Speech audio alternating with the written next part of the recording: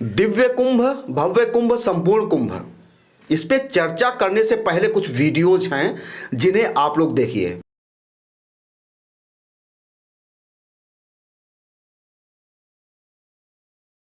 यहाँ पे लाशें पड़ी हुई थी, कोई पूछने वाला नहीं था। मलबे में से लाशें निकल रही थी।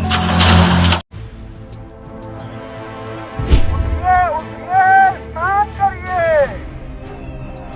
और ये आपके सुरक्षित रहने के लिए बहुत आएंगे और भगदड़ मचने की संभावना। दोस्तों, प्रयागराज संगम नगरी इस समय चर्चा का विषय बना हुआ है। चर्चा का विषय क्यों बना हुआ है ये सभी लोग जानते हैं। इस पे बहुत ज़्यादा चर्चा करने की जरूरत नहीं है, क्योंकि 144 वर्ष पश्चात दिव्य और महाकुंभ संपूर्ण कुंभ का अवसर आया है।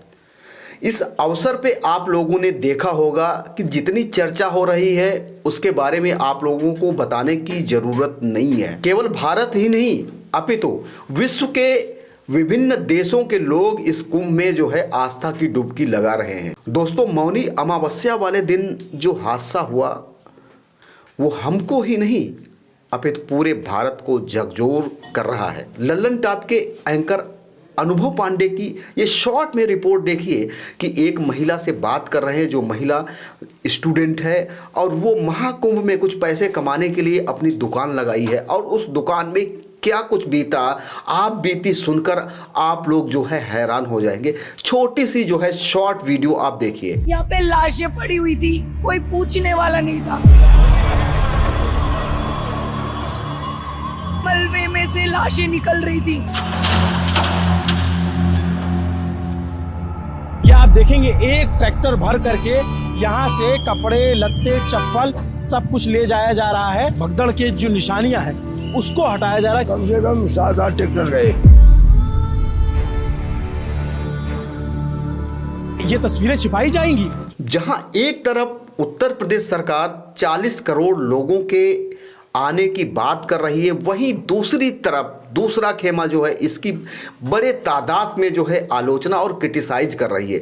जब इतने लोग आने हैं तो व्यवस्था चुस्त दुरुस्त क्यों नहीं? आखिर ऐसा क्या हुआ? क्यों इतने लोग जो है घायल हो गए? क्यों भगदड़ मच गई? इसके पीछे कारण क्या है? अगर विशेष रिपोर्ट की बात माने तो 3 सदस्यीय टीम का जो है प्रस्ताव रख दिया गया है। वो इस घटना की जांच करेंगी। क्या इस घटना से जो हताहत हुए हैं, जिनके लोग उनके साथ नहीं हैं, जो इस घटना में घायल हुए हैं या जिनकी मृत्यु हो गई है, क्या वो वापस आ जाएंगे? आखिर इस घटना का जिम्मेदार कौन है? कौन इसकी जिम्मेदारी लेगा? क्या 25 लाख रुपए जो उत्तर प्रदेश शासन के द्वारा उन हताहत हुए लोगों के लिए दिए जा रहे हैं, क्या वो उनके परिवार के लिए काफ़ी हैं? ये बहुत सारे प्रश्न हैं। ये बहुत सारे प्रश्न हैं जिन्हें शब्दों में बयान नहीं किया जा सकता। भीड़ इतनी बेकाबू हो जाती है, एक दूसरे पे चढ़कर स्नान करने की जद्दोजहद मच जाती है, और इसी जद्दोजहद की वजह से इतना बड़ा हादसा हो जाता है। दोस्तों, ये सोचने वाली बात है। 7,000 करोड़ रुपए महाकुंभ की व्यवस्था को अच्छा बनाने के लिए स्वीकृत किए गए, फिर भी ऐसा हादसा हो गया। इस वीडियो में देखिए कमिश्नर साहब जो है सोते हुए लोगों को जगाने के लिए क्या बोल रहे हैं। उनको पहले से ही आशंका थी कि ऐसी घटना हो सकती है।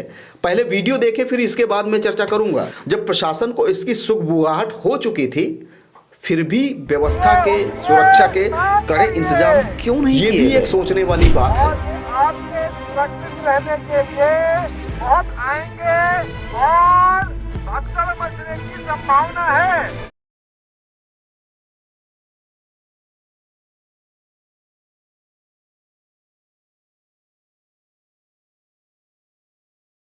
आपने अभी मुक्तेश्वरानंद जी का वीडियो तो देखा होगा। शंकराचार्य जी हैं, वो क्या चैनलों में इंटरव्यू देते हुए कह रहे हैं, ये भी वीडियो आप देख लीजिए। यहाँ पर आए स्नानार्थी 2 तरह के क्यों हैं? एक वीआईपी क्यों है और एक जनरल क्यों है? ये 2 कैटेगरी के स्नानार्थी क्यों आपने बनाए? आपको किस संविधान ने अधिकार दिया एक जगह पर एक उद्देश्य के लिए इकट्ठा हुई जनता को 2 वर्ग में विभाजित करने का? क्या संविधान अधिकार देता है? क्या कोर्ट में विचार होगा तो ये बात खड़ी रह पाएगी कि कोई प्रदेश की सरकार एक उद्देश्य से एक समय में एक जगह पर इकट्ठे हुए लोगों को 2 वर्ग में विभक्त कर दे, एक को वीआईपी कह दे और एक को जनरल कह दे? ये क्यों किया आपने? आप हमें अंतर दिखाना चाह रहे हैं? हम बैठे के देखें, वो वीआईपी है, मैं तो जनरल हूँ। हाँ, वीआईपी तो कुछ लोग हो पाएंगे, 40 करोड़ आ रहे हैं, 39 करोड़ तो वीआईपी नहीं होंगे ना। 39 करोड़ तो जनरल में आपने डाल दिए, तो ज्यादा लोगों को दुखी बना दिया आपने कि हाँ काश मैं भी, हे गंगा हे यमुना, मुझे क्यों वीआईपी तुमने नहीं बनाया। ये उलाहना सुनने के लिए माँ को मजबूर कर दिया आपने। क्यों किया? इसकी क्या जरूरत? दोस्तों, लोगों के जहन में ये सवाल जो है निकल ही नहीं रहा है। जब आप ये बता सकते हैं कि 40 करोड़ लोग आस्था की डुबकी लगाने वाले हैं, तो ये डाटा क्यों नहीं जारी हो रहे हैं कि इतने लोगों की मृत्यु हो गई? ये भी एक बहुत बड़ा प्रश्न बना हुआ है। दोस्तों, मैं हृदय की गहराइयों से धन्यवाद देना चाहता हूं लल्लन टॉप के एंकर को, जिन्होंने इतनी मेहनत करके ये सच्चाई दिखाई। क्योंकि हादसा सिर्फ एक जगह पे नहीं हुआ था, झूसी में भी हुआ था, जिसे किसी भी मीडिया ने कवर करने की कोशिश नहीं की।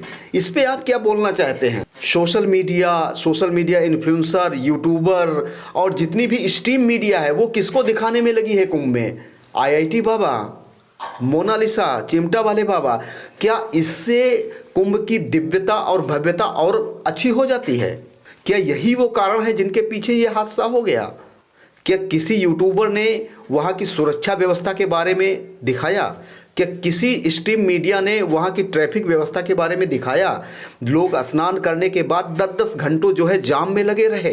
क्या ये व्यवस्था है? इवन शंकराचार्य अभिमुक्तेश्वरानंद जी ने कड़े शब्दों में बोला है कि जो भी व्यक्ति इसके पीछे जिम्मेदार है, चाहे वो सरकार का नुमाइंदा हो, चाहे सरकार का मंत्रिमंडल हो, चाहे वो उत्तर प्रदेश का मंत्रिमंडल हो, चाहे कोई भी हो, उसको स्वेच्छा से इस्तीफा दे देना चाहिए। दोस्तों, इस वीडियो को दिखाने का उद्देश्य यही है कि यदि कहीं ऐसे आयोजन होते हैं, वहाँ आपको सोचना है किस तरीके से आपको जाना है, किस तरीके से आस्था की डुबकी लगाना है। जिन परिजनों ने अपनों को खो दिया, उन पे क्या गुजरती हो आप महसूस कर सकते हैं, आप समझ सकते हैं। दोस्तों, आज की वीडियो के बारे में आपकी क्या प्रतिक्रिया है? कमेंट बॉक्स में जाके हमें जरूर बताएं और देखते रहें यूपी खबर घर तक बलवीर कश्यप के साथ।